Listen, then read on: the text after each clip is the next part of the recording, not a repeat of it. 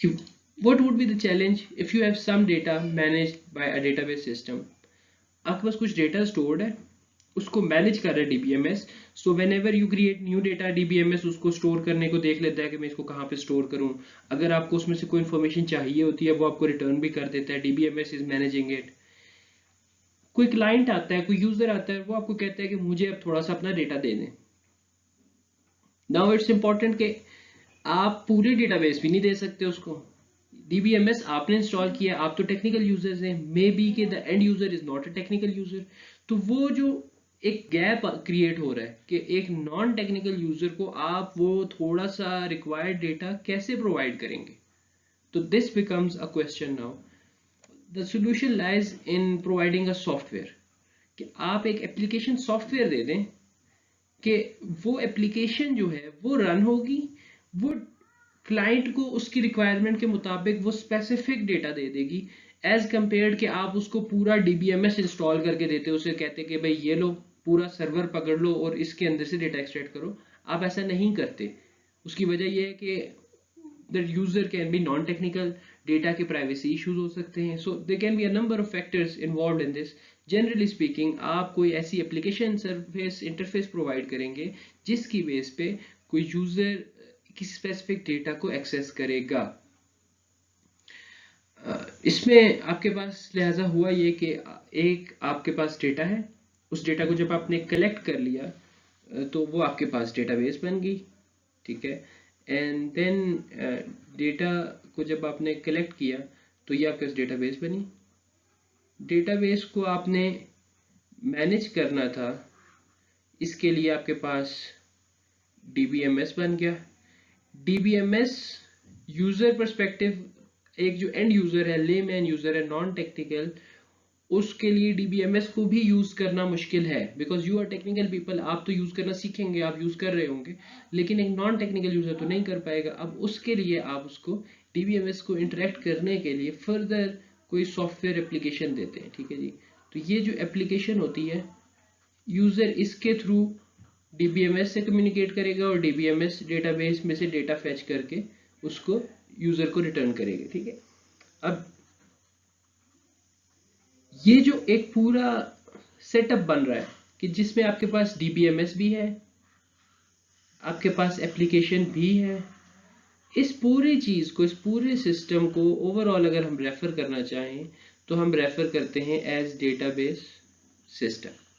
तो इस पूरी चीज को हम एक डेटाबेस सिस्टम कह देते हैं क्योंकि इसमें डेटाबेस भी है, डेटाबेस मैनेज करने वाला सॉफ्टवेयर भी है विच इज द डीबीएमएस, और उस डीबीएमएस से जो एंड यूजर ने कम्युनिकेट करना है तो उसके लिए जो टूल है उसे चाहिए था, एप्लीकेशन जो चाहिए थी, वो एप्लीकेशन भी इन्वॉल्व हो जाएगी.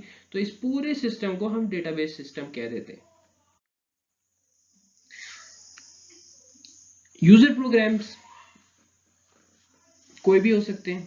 वो डेटाबेस सिस्टम के अंदर किस तरीके से चीज़ें अपनी एग्जीक्यूट कराएंगे, वो ऐसे होगा कि जी यूज़र जो है रिक्वेस्ट करेगा एप्लीकेशन प्रोग्राम को, एप्लीकेशन प्रोग्राम के पास कोई क्वेरीज होंगी, वो क्वेरीज रन होंगी डीबीएमएस के थ्रू, कम्युनिकेशन होगी डीबीएमएस से. ठीक है.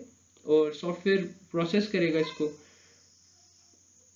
और उसके बाद जो डीबीएमएस के इंटरनल कंपोनेंट्स हैं वो डेटा एक्सेस करेंगे. अब डेटा एक्सेस करने के लिए ये चीज़ हम आगे भी देखेंगे कि एक तरफ तो स्टोर डेटा है जो हमने कहा था कि डेटा की स्टोरेज है, जो रिलेटेड डेटा है. Then there is some other information जो कि स्टोर डेटा के बारे में है, ताकि इंस्टेड के हम ब्लाइंडली डेटा को सर्च करते रहें, हम एक structured approach, planned approach use करें ताकि हमारा जो डेटा की एक्सेस और स्टोरेज है वो एफिशिएंट हो. इसके लिए फिर हमने कुछ एक्स्ट्रा इंफॉर्मेशन सेव की हुई होती है जिसको हम मेटा डेटा कहते हैं. ठीक है. तो ये आपके पास एक पूरा सिनेरियो क्रिएट हो जाता है कि जो आपका कंप्लीट डेटाबेस सिस्टम का एनवायरनमेंट बना रहा हो. टिपिकल डीबीएमएस की फंक्शनैलिटी क्या है जी? आपने कंस्ट्रक्ट करना है और डिफाइन करना है स्ट्रक्चर्स को. तो आप डीबीएमएस का मकसद क्या है कि नीचे उसने डीबीएमएस को डेटाबेस को मैनेज करना है. डेटाबेस को मैनेज कैसे करेंगे? डेटाबेस क्रिएट भी करनी पड़ सकती है, उसके अंदर डिफरेंट कोई स्ट्रक्चर्स क्रिएट करने पड़ सकते हैं कि इन्फॉर्मेशन को स्टोर कैसे करना चाह रहे हैं. तो that kind of functionality is covered in the database management system. we usually define a database in terms of specific concepts. तो वो concepts क्या हो सकते हैं जी, कि हम ये कह दें कि इसका structure क्या होगा, उस structure के अलावा उसके अंदर structure को define करने के लिए हम उसकी data types use कर सकते हैं और उसके ऊपर constraints use कर सकते हैं. Now data types is a simple concept, आप पहले भी पढ़ के आए हैं.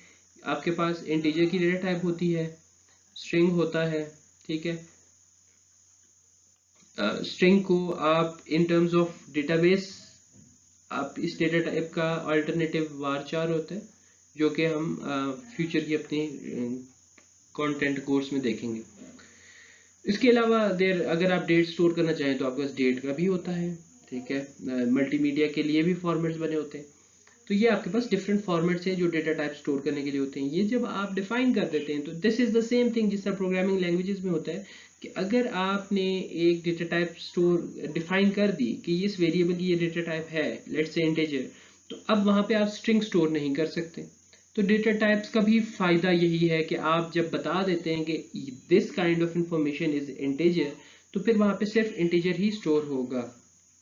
अच्छा जी, ये सेम कहानी आपके पास आ जाती है इसी तरह की कि अगर आप कंस्ट्रेंट्स की बात करते हैं तो कंस्ट्रेंट्स के अंदर आपके पास इंफॉर्मेशन स्टोर्ड होती है.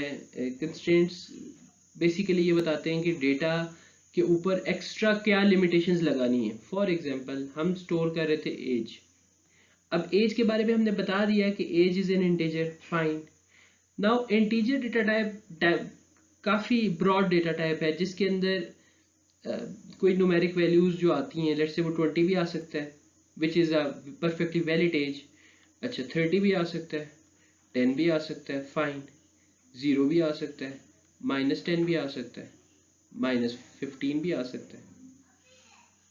अब ये जो नेगेटिव नंबर्स हैं, these are not valid for the concept of age. तो अब आपको कुछ एडिशनल कॉन्सेप्ट चाहिए ताकि आप ये वेरीफाई कर सकें कि जो एज है उसके अंदर वैल्यू क्या है. तो आपने अब इस चीज़ को वेरीफाई करना होता है और इसके लिए आप कॉन्स्टेंट्स यूज़ करते हैं और इसको हम आगे फर्दर देखेंगे. तो information about the structure maintain की जाती है रेफरेंस के लिए जो हमने डिस्कस किया, और इसको हम कहते हैं मेटा डेटा.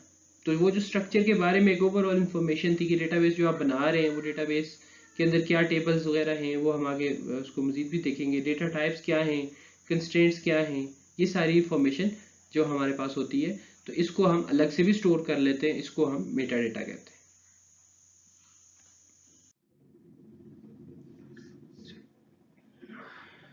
डेटाबेस के अंदर जब आपने DBMS के यूज़ करते हुए एक स्ट्रक्चर क्रिएट कर लिया, तो अब आपको जो फंक्शनैलिटी रिक्वायर्ड हो सकती है वो ये हो सकती है कि आप डेटा लोड करना चाहेंगे डेटाबेस में, उस डेटा को चेंज करना चाह सकते हैं. अब उसमें चेंजिंग के लिए आप हो सकता है कि आप सिंपली उस को मैनिपुलेशन के अंदर रीड कर रहे हो सिर्फ डेटा को, या न्यू डेटा इंसर्ट कर रहे हो. इट इज़ ऑल्सो पॉसिबल कि आप डेटा जो एग्जिस्टिंग डेटा है उसकी कोई वैल्यूज़ को अपडेट कर दें, या इवन लेट्स से कि आपको पता लगा कि this value is not valid any more, तो आप उसको डिलीट करना चाह रहे हैं. इसकी बड़ी कॉमन एग्जांपल ये हो सकती है कि जिस तरह आप फेसबुक यूज़ करते हैं, सोशल मीडिया एप्लीकेशंस कोई भी यूज़ कर रहे हैं, तो आप उस पर कंटेंट क्रिएट भी करते हैं, यानी कि आप न्यू रिकॉर्ड जनरेट करते हैं. आप अपनी पुरानी पोस्ट्स भी देखते हैं, यानी कि आप पुरानी चीज़ों को रीड कर रहे होते हैं. बाज़ दफ़ा you may feel the need कि आप किसी चीज़ को एडिट करना चाह रहे हैं, तो आप उसको एडिट करते हैं, उसके अंदर कोई ख़ास चीज़ चेंज कर लेते हैं, बाकी नेचर वही रहती है पोस्ट की, लेकिन कुछ ख़ास वैल्यूज़ या टेक्स्ट आप चेंज कर देते हैं. देन इट कुड ऑल्सो भी कि आपको फॉर सम रीज़न उस पोस्ट को आप डिलीट करना चाह रहे हैं, तो you can also delete that post. और उसके अलावा फिर आपके पास एक इंटरफेस ऐसा होना चाहिए जो DBMS प्रोवाइड करेगा कि अगर आप वेब बेस्ड या किसी और प्लेटफॉर्म के थ्रू एक्सेस करना चाहें, लेट्स से मोबाइल ब्राउज़र से, मोबाइल की ऐप के थ्रू या वेब ब्राउज़र से, तो आप उसको एक्सेस कर सकें. सो प्रोसेसिंग और इस सारे को जो आपने डिफरेंट ये चीज़ इंश्योर करना कि multiple users at the same time इस एक इंफॉर्मेशन को एक्सेस कर सकें और इंफॉर्मेशन वैलिड भी रहे, यानी कि ऐसा ना हो कि अगर किसी एक यूज़र ने कोई पोस्ट क्रिएट की है तो और दूसरा second user should not be able to let's say delete that post. ठीक है। तो अब ये चीज़ इंश्योर करना कि ऐसा ना हो कि यूज़र ए जब लॉगिन करे तो वो यूज़र बी की उन पोस्ट को डिलीट कर दे जिसका एक्सेस उसके पास नहीं होना चाहिए, या नेट से कि ए ने कोई क्रिएट की पोस्ट और जब वो वापस दोबारा अपने प्लेटफॉर्म को यूज़ करने आया तो उसे पता लगा कि वो पोस्ट एकदम से गायब हो गई थी, और यूज़र बी ने वो पोस्ट क्रिएट ही नहीं की लेकिन वो यूज़र बी के पास शो हो रही है कि जी यू क्रिएटेड दिस पोस्ट। तो ऐसी चीज़ें जो है इनवैलिड ऑपरेशंस कोई भी नहीं होने चाहिए। इस चीज़ को इंश्योर करना डीएमएस की रिस्पॉन्सिबिलिटी होती है। फिर उसके अलावा अगेन आपके पास यही चीज़ें प्रोटेक्शन और सिक्योरिटी में कन्वर्ट हो जाती हैं कि आप के पास डेटा को प्रोटेक्ट करने के लिए नेसेसरी मेजर्स डीबीएमएस के अंदर होने चाहिए, जो यूज़र्स के रोल प्रोवाइड करने उसका रेलेवेंट फंक्शनैलिटी डीबीएमएस को प्रोवाइड करनी है, इंफॉर्मेशन को एक्सेस और व्यू करना है तो कैसे करना है, उस चीज़ को मैनेज करना और मेंटेन करना, डेटाबेस से रिलेटेड जो भी प्रोग्राम्स हैं उसको उसकी फंक्शनैलिटीज़ को मेंटेन करना, ये सारे डीबीएमएस के